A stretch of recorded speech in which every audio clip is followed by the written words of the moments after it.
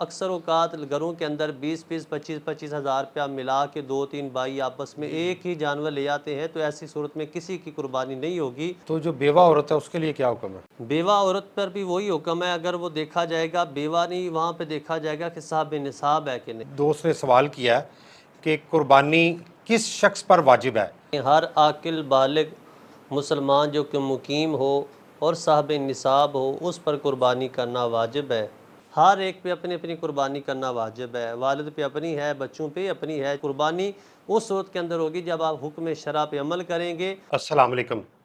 آپ دیکھ رہے ہیں اسلامک گلوبل اسٹوڈیو۔ ہمارا موضوع قربانی کے حوالے سے ہے، عید الاضحیٰ۔ تو اس پر ہم بات کرتے ہیں مفتی شہزاد کامران صاحب سے۔ السلام علیکم مفتی صاحب، کیسے ہیں آپ؟ اچھا مفتی صاحب، ایک یہ بھی بات بتائیے گا کہ یہ جو بڑی قربانی کی جاتی ہے، جیسے گائیں ہیں، بیل ہے، تو اس کے متعلق بتائیں، اس میں کتنے حصے ہوتے ہیں؟ جی، اس میں بڑا جانور جو ہوتا ہے یہ 7 جانوں کے برابر ہوتا ہے۔ اس کے اندر 7 حصے دار شامل ہو کے اللہ کی راہ کے اندر قربانی کر سکتے ہیں، اور 7 کو برابر اس کا ثواب ملے گا۔ اونٹ کے اندر بھی 7 حصے ہیں؟ جی بالکل، اونٹ ہو بڑا جانور، جب آپ نے کہہ دیا تو اس کے اندر بیل، گائے، اونٹ اس سے بڑا ہے، تو یہ سارے اس کے اندر شامل ہو جائیں گے۔ اس کے اندر 7 حصے دار مل کے اللہ کی راہ میں قربانی کریں گے تو 7 کی انفرادی طور پر جو کی جانے والی قربانی اسی طرح تصور ہوگی اور اسی طرح اسے اجر و ثواب ملے گا۔ 7 حصے ہیں جی بڑی قربانی میں۔ 6 حصے فرض کریں مرد کے ہیں، ایک حصہ کسی خاتون نے ڈال دیا ہے۔ اب اجتماعی قربانی ہے، مرد سارے موجود ہیں، خاتون موجود نہیں ہے، تو کیا وہ خاتون سے وہ چھری کو ہاتھ لگانا یا اس سے اجازت کیسے لی جائے گی؟ جی بالکل، اس سے اجازت تو اگر تو وہ خود آ جاتی ہیں، نہیں تو آج کل جس طرح کی ہر چیز کی آسانی ہے، آپ فون پہ اسے اجازت مانگ لیں بھی آپ لیٹ ہیں تو قربانی کا وقت چونکہ گزر رہا ہے یا تاخیر ہو رہی دوسرے افراد کو، تو اگر فون پہ ہی اجازت دے دیتی ہے تو بالکل قربانی جائز ہے، اس کی اجازت شامل ہو جائے گی۔ جیسے ماں باپ دنیا سے جا چکے ہیں، کسی کا والد جا چکا ہے، کسی کی والدہ انتقال کر چکی ہیں، کوئی بھی پیارا جا چکا ہے، تو کوئی بھی شخص اپنے کسی پیارے کے نام کی، فوت شدگان کے نام کی، جو والد فوت ہو گیا، والدہ فوت ہو گئی، ان کے نام کی قربانی کرنی ہو تو اس کا کیا طریقہ ہے؟ دیکھیں جی، ان کی طرف سے قربانی کرنا واجب نہیں ہے، لیکن اگر کوئی بطور اصحال ثواب ان کے نام کی والد یا والدہ کے نام کی بطور اصحال ثواب کی نیت سے اللہ کی راہ میں ذبح کرے تو یہ جائز ہے۔ ان کی طرف سے قربانی نہیں ہوگی۔ قربانی ہر عاقل بالغ زندہ مسلمان جو مقیم ہے، صاحب نصاب ہے، اس پر اپنے جیتے جاگتے قربانی ہے۔ اگر فوت ہو گیا تو اب اس پہ جس طرح نماز ختم ہو گئی ہے، اسی طرح قربانی کا واجب ہے، نماز فرض ہے، اب وہ ختم ہو چکی ہے۔ ہاں، اگر اس کی اولاد اپنے والد کی طرف سے، اپنے بزرگوں کی طرف سے اگر قربانی کرتے ہیں بطور اصحال ثواب، تو جس طرح اللہ کی راہ میں کچھ صدقہ کرنے سے روایات میں ملتا ہے،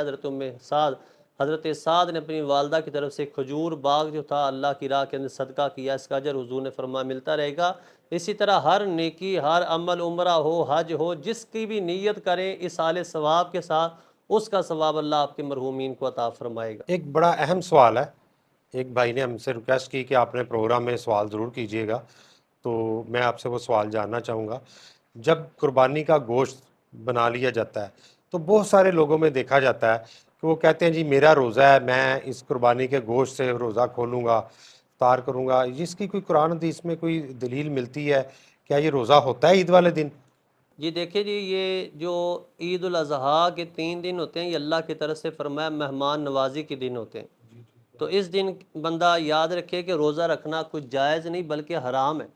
اس دن اگر بندہ کو کہتا ہے جی میرا روزہ ہے تو یہ حرام بات کر رہا ہے اور غلط بات کر رہا ہے۔ یہ اللہ کی طرف سے مہمان نوازی کا، کھانے کا دن ہے، خوشی کا دن ہے، روزے کا دن نہیں۔ اور ایسا کہنا بعض لوگ، اور بالکل آپ کی بات کی حقیقت ہے کہ لوگ اپنی قربانی کے انتظار میں رہتے ہیں یہاں تک کہ دوپہر ہو جاتی ہے، شام ہو جاتی ہے، کچھ کھاتے نہیں، اس کی کلیجی بھوکے رہتے ہیں جی، اس کے کلیجی سے روزہ کھول لیں گے۔ اس اپنے نفس کو مارنا اور اپنے آپ پہ سختی تکلیف کرنا، اللہ پاک کسی جان پہ اس کی طاقت سے زائد بوجھ نہیں ڈالتا، تو اس طرح کرنا یہ غیر شرعی ہے اور غیر ضروری ہے، ایسا عمل کرنا نہیں چاہیے۔ پانی پئیں، کچھ اور ناشتہ ہلکا پھلکا کر لیں، اور پھر بہتر ہے اگر یہ اس صورت کے اندر ہے کہ اگر آپ کو امید ہے کہ 7 بجے عید کی نماز پڑھی ہے، یا مثال آج کل جو وقت ہے 5:30 پڑھی ہے، 6 پڑھی عید، اور آپ کو پتہ ہے کہ 8-9 بجے تک میرا جانور ذبح ہو جائے گا، گوشت میسر ہو جائے گا اس کا، تو پھر آپ اتنا انتظار کر لیں جو آپ کے لیے آسانی ہو۔ اور یہ بھی جو انتظار ہوگا یہ کسی روزے میں نہیں کاؤنٹ کیا جائے گا، یہ بلکہ اگر آپ ایسی نیت کے ساتھ بھوکے رہیں گے تو یہ حرام عمل کریں گے۔ اللہ کی طرف سے مہمان نوازی اور آپ کے میں روزے دار ہوں، اگر آپ کو بلکہ تینوں دن کے اندر تکبیرات تشریق کے سارے دنوں کے اندر یہی عمل ہے، اس کے اندر روزہ نہیں ہوگا، اگر آپ کو روزہ رکھنے کا زیادہ شوق ہے یا آپ چاہتے ہیں روزہ رکھنا پسند کرتے ہیں، تو یہ ایام گزرنے کے بعد پورا سال ہے، جب مرضی آپ روزہ رکھیں، وہ منع نہیں وہ روزہ رکھے بعد۔ یعنی کہ یہ نیت کرنا کہ ابھی میں جانور لایا ہوں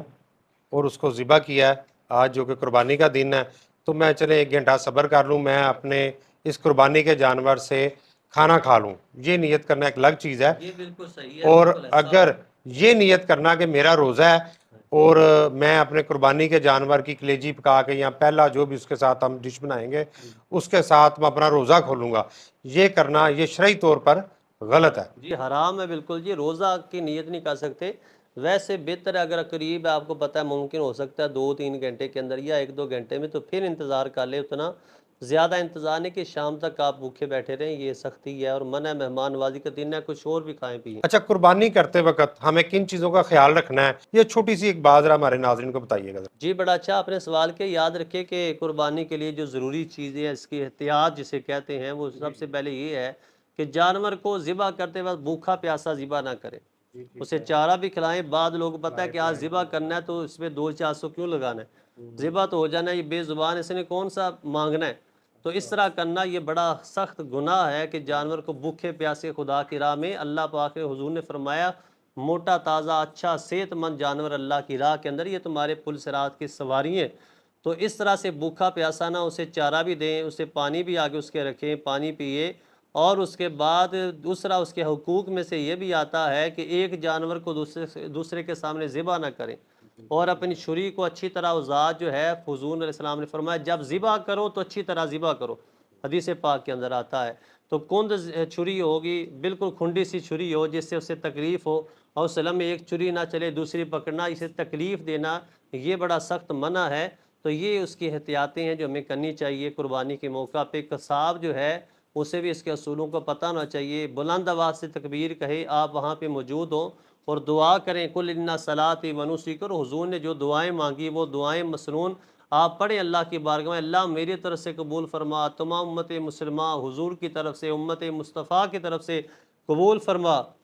اور چھری چلانے کے لیے جو آپ نے کہا، تو یہ گردن کے درمیان یہ نرخہ ہے، درمیان کے اندر جو ہے جسے شارک کہتے ہیں ہم۔ جی شارک، یہاں پہ جو نرخہ سا ہے آپ کو دیکھیں گلٹی نما، یا اس کے درمیان جب اس کو ہاتھ لگائیں گے تو درمیان میں جگہ تھوڑی نرم ہے، بالکل اس جگہ آپ جانور کے گردن کس حصے پہ نرم جگہ پہ، اس جگہ پہ گٹی کے درمیان کے اندر آپ چھری پھیریں گے، یہاں تک کہ اور چھری جب ہم پھیریں گے اس وقت ہمیں تکبیرات بھی بلند کرنی ہیں۔ جی تکبیراتیں پڑھیں گے وہاں پہ، اور کم از کم 3 رگیں اس کی کٹ جائیں،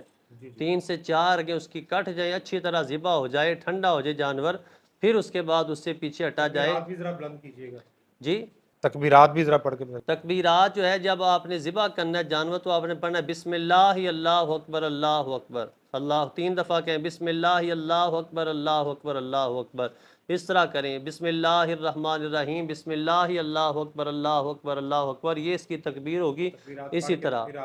جی تکبیرات پڑھیں گے، اور ہر جانور پہ الگ سے تکبیرات پڑھیں گے، الگ سے اس سے جانور کو ٹھنڈا ہونے دیں، جلدی سے ایک جانور کو ذبح کر کے، چونکہ اس دن کام ہوتا ہے قصاب کا زیادہ، ایک جانور کو ابھی تازہ ہوتا ہے، ابھی ٹھنڈا نہیں ہوتا، اچھی طرح سے خون اس کا نہیں نکلا ہوتا کہ اس کی کھال اتارنا شروع کر دیتے ہیں آگے جانے کے لیے، تو یہ بے احتیاطی ہے، ایسے قصاب کو ہرگز ہائر نہ کریں، اچھی طرح سے اللہ کی راہ میں اپنا جانور،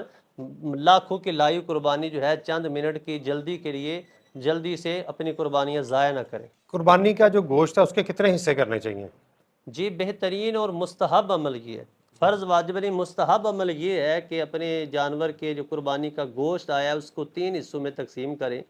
ایک اپنے لیے رکھیں، ایک اپنے رشتہ داروں اور دوستوں کے لیے رکھیں، اور ایک غرباء مساکین کے رکھیں۔ یہ سب سے بہترین عمل ہے کہ 3 حصوں میں جانور کا، اور جب دوستوں کے لیے نکالیں یا غرباء کے لیے نکالیں تو وہ بھی برابر کا، اسی طرح کا جس طرح اپنے لیے پسند کر رہے ہیں، اچھا گوشت، اس کی ران، اس کا پٹھ، اچھا گوشت، دستی وغیرہ خود رکھ لینا، اور جو ہڈیاں ہیں وہ اللہ کی راہ میں دینا، ایسا عمل نہیں۔ فرمایا لن تنالوا البر حتی تنفقوا مما تحبون، تم نیکی کو اس وقت نہیں پا سکتے جب تک کہ اپنی سب سے پسندیدہ چیز کو اللہ کی راہ میں جو ہے اللہ کی راہ میں قربان ایک چیز اور بڑی دیکھنے میں آتی ہے،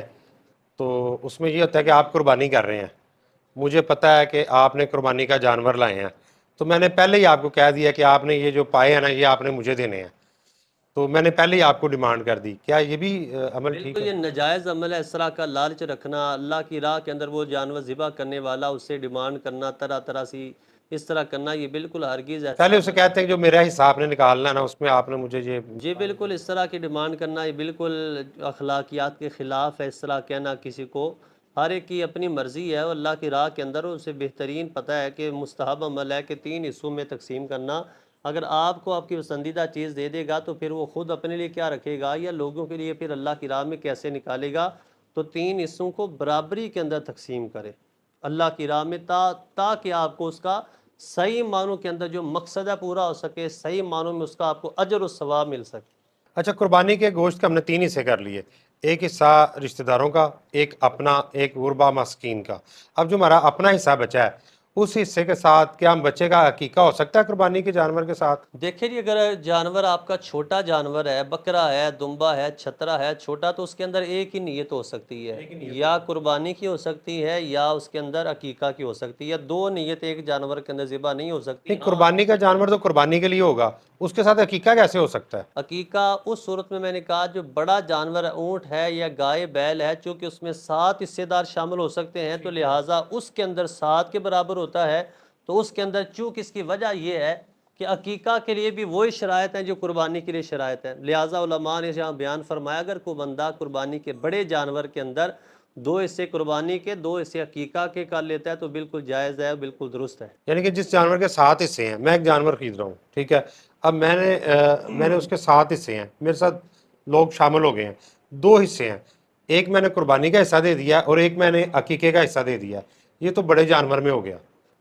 جی بالکل. اس طرح کی اس کی تقسیم کی جا سکتی ہے. جی بالکل اس طرح کر سکتے ہیں. بڑے جانور کے اندر آپ قربانی کی نیت بھی کر سکتے ہیں، عقیقہ بھی کر سکتے ہیں، ساتھ ہی بیک وقت قربانی کے دن کے اندر عقیقہ بھی کر لے اسی جانور بڑے کے اندر، تو یہ دونوں نیتیں درست ہو جائیں گی، دونوں طرح کا واجب آپ کا پورا ہو جائے گا. مفتی صاحب، بڑا اہم سوال ہے، ذی الحج کا چاند نظر آنے سے پہلے بال ناخون کاٹنا، ان کی کیا شرعی طور پر حکم ہے؟ ان کی مکمل تفصیل اور احکام جو ان سے وہ بیان کریں تاکہ ہمارے ناظرین جان سکیں کہ اس کی اصل حقائق کیا ہے. جی حضور نبی اکرم صلی اللہ علیہ وآلہ وسلم کی حدیث ہے، روایت میں آتا ہے کہ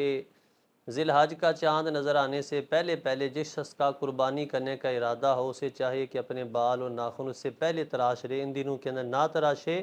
اللہ اس کی قربانی میں سے اور اجر و ثواب عطا فرمائے گا. یہاں پہ یہ ایک اور مسئلہ یاد رکھے کہ جو بندہ قربانی نہیں کر رہا اگر وہ بھی اس بات پہ عمل کر لیتا ہے کہ یعنی ماہ ذی الحج سے پہلے پہلے، چاند نظر آنے سے پہلے پہلے بال ناخن تراش لیتا ہے، بال کٹوا لیتا ہے، تو اس سے اللہ پاک اسے بھی اجر و ثواب عطا فرمائے گا. یہ دورانیہ 10 دن کا ہوتا ہے جی؟ جی ذی الحج کے پہلے 10 دن، چونکہ ان کی روایات کے اندر بھی عشر کا لفظ آتا ہے، 10 ذی الحج تک، حج ہونے تک اگر بندہ اس بات کو کر لے، اور پھر اس کے بعد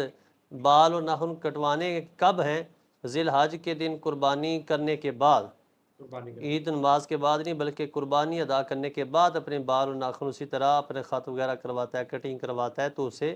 مکمل جب ثواب جانور ذبح کر لیا اس کے بعد وہ کر اس کے سکتا بعد قربانی کرنے کے بعد اپنے. ہے. جی بالکل. ہاں جی. اچھا، ایک آخری سوال ہے میرا آپ سے، قربانی کی جاتی ہے اس وقت قربانی کے جانور کا جو خون ہوتا ہے اس کے متعلق کیا ہے؟ اس کو آج کل ایک تو ہوتا تھا وہ دیکھا جاتا تھا مٹی کھود کے تو اس کے اندر اس کو دفن کیا جاتا تھا، آج کل تو مٹی نہیں ہے گھروں میں، چپس ہے، ماربل ہے، تو اس کے متعلق ذرا ہمیں بتائیے گا. جی بالکل. پہلے جو کہ مٹی اور زیادہ دیہاتی ایریے تھے، اب چونکہ ہر جگہ پہ جو ہے سڑکیں بن چکی ہیں، ترقی ہو چکی ہے ہر طرف، تو اس لیے بہترین عمل تو وہی تھا کہ مٹی کا گڑھا وغیرہ کھود کے یا کسی ایسی جگہ پہ اجتماعی قربانی کا یا قربانی کا اہتمام کیا جائے جہاں پہ کوئی اس طرح کا ہو کہ تاکہ خون وہاں پہ سلب ہو سکے، وہاں پہ تاکہ صفائی کا بھی ساتھ اہتمام رہ سکے اور بالکل پریشان کن حالات نہ ہوں، بچے بھی ہوں گے، حد عمر کے لوگ ہوں گے. اس لیے اگر ایسا ہو سکے زمین کے اندر اسے دبا دینا، یعنی گڑھا بنا کے مٹی وغیرہ ڈال دینا، بہترین عمل ہے، اسی طرح ہونا چاہیے. لیکن اگر پکی جگہ پر ہے تو خون پھر اگر نالی وغیرہ کے اندر جاتا ہے تو کوئی گناہ نہیں ہے، چونکہ وہ خون ہے، اور خون جو ہے آپ کو پتہ ہے خون حرام ہوتا ہے، تو وہ جانور حلال ہے لیکن اس کا خون، اس کا حکم یہی ہے کہ وہ اسی طرح ضائع عمل ہے۔ اچھا، اس کا سیوریج میں جانا کوئی اس کی وہ معاملت جی نہیں، بالکل، کہتے ہیں کہ اس کا سننے میں آتا ہے قربانی کے جانور کا خون پاک ہوتا ہے، اسے سیوریج والے نہیں، خون اصلاً خون جو ہے نا، جانور بے شک بندہ مسلمان ہے، لیکن خون اس کا جو ہے نا وہ ہم نہ پی سکتے ہیں، نہ کھا سکتے ہیں، نہ کوئی ایسا وہ اللہ پاک نے اس کے لیے قرآن پاک کے اندر 2-3 مقامات میں فرمایا، انما حرم علیکم المیتۃ والدم، بے شک تم پہ مردار بھی حرام ہے، خون بھی حرام ہے۔ تو لہٰذا خون کا اس طرح سے ہم احترام نہیں کریں گے کہ اسے بچانا ہے، خوب پاک ہے، اس طرح نہیں اسے بہنے دیں گے، اس کی صفائی اصل بات ہے کہ صفائی ہو جائے جس طرح۔ بہت شکریہ مفتی صاحب۔ ناظرین، یہ تھے مفتی شہزاد کامران صاحب، جو کہ قربانی کے متعلق ہمیں تفصیلی آگاہی دے رہے تھے۔ قربانی کرتے وقت بہت سی چھوٹی چھوٹی غلطیاں اکثر عموماً لوگ کر جاتے ہیں، تو ہم نے کوشش کی ہے کہ اپنے پروگرام، اپنے چینل کے ذریعے آپ تک صحیح چیز پہنچائی جا سکے تاکہ آپ ان غلطیوں سے بچ سکیں۔ تو ناظرین، اگر آپ کو ہمارا پروگرام پسند آیا تو اسے لائک کریں، شیئر کریں، بیل کے آئیکن کو پریس کریں تاکہ ہماری ہر آنے والی نئی ویڈیو آپ تک پہنچ سکے۔ اس کے ساتھ ہی اپنے ہوسٹ محمد ندیم باجوہ کو اجازت دیجیے گا۔ السلام علیکم ورحمۃ اللہ۔